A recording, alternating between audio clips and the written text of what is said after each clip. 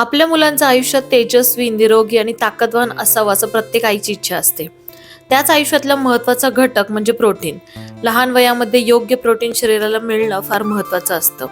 हेच प्रोटीन हाडाच्या वाढीला, मेंदूच्या विकासाला, दैनंदिन ऊर्जेला बळकटी देत असतं.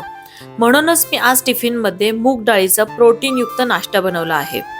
हा पदार्थ पचायला हलका, झटपट बनणारा आणि पोषणयुक्त ठरणार आहे.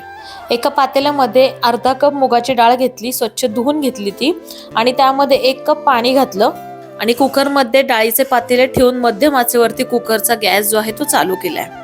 तोपर्यंत आलं, लसूण, मिरची पेस्ट बनवली, गाजर किसून घेतलं, कोथिंबीर बारीक चिरून घेतली. या ठिकाणी भाज्यांचाही तुम्ही वापर करू शकता. महत्वाची टिप, आता पहिली शिट्टी होणार आहे तर शिट्टी व्हायच्या अगोदरच आपल्याला गॅसची फ्लेम बंद करायची आहे. ती शिट्टी आपल्याला होऊ द्यायची नाहीये, तरच ती डाळ जी आहे ती परफेक्ट शिजते.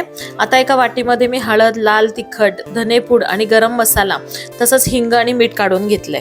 परफेक्ट शिजलेली डाळ थोडीशी थंड झाली, ती बाउलमध्ये काढून घेतली आणि जे जे साहित्य आपण तयारी करून ठेवलं ते पूर्ण साहित्य यामध्ये आपण काढून घेतोय. आता मी इथे 1.5 कप गव्हाचं पीठ वापरलंय, तर थोडंसं कमी जास्त गव्हाचं पीठ इथं तुम्हाला लागू शकतं. पाण्याचा जराही वापर केलेला नाही. त्या डाळीमध्येच हे गव्हाचं पीठ छान असं मळून घेतलंय. अगदी 10 मिनिटं फक्त बाजूला ठेवलं होतं, लगेच छान गोळे करून घेतलेत. मस्त अशा आपल्याला हलक्या फुलक्या जो आकार आवडतो त्या आकाराचे आपल्याला इथं पराठे लाटून घ्यायचेत.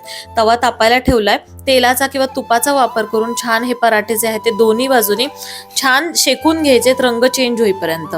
मस्त चवीला असे हे पराठे जे आहेत ते आपले तयार झालेले आहेत.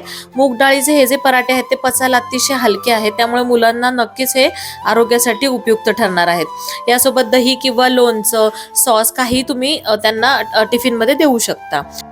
मी इथं दही दिलंय आणि काकडी सुद्धा दिलेली आहे आणि आपलं मस्त असा टिफिन रेडी झालेला आहे. आजचा टिफिन आवडला असेल तर नक्कीच उद्या भेटा. टिफिनसाठी काही नवीन आयडियाज तुमच्या डोक्यात असतील तर त्या तुम्ही माझ्यासोबत शेअर करू शकता. धन्यवाद.